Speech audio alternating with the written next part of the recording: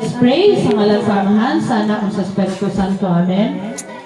Dalay ko na mga Diyos, salamat o Lord God sa matag kinabuhi ngayon mo hangi padangat dinhi sa amo nga panimalay, Father God. Ikaw maghatag sa ilaha og abunda nga panalangin ug grasya, Father God, sa matag sa kanila, Father God. And even, Father God, among gina-lift up na sa imuha, ikaw magapuno sa amoa sa imuha nga kaalam, ikaw maghatag kanamo sa imuha nga dako magugma, O Lord God, para nga kami, O Lord God, magpuyo nga malinawon, magpuyo nga malipayon, magpuyo nga puno sa gugma, magpuyo, Father God, nga puno sa imuhang panalangin.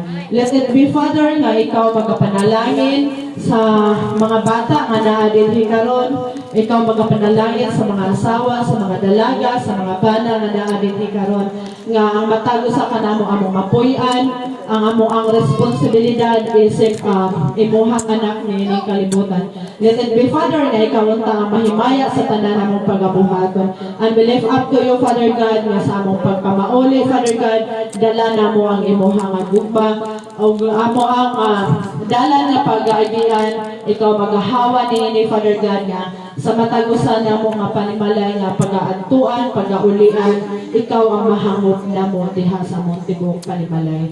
This we pray in the mighty name of Jesus. Amen. Yes, salamat.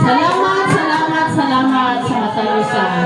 Pray for next year nga mas naana ang tatay, daghan na mga kasya-share.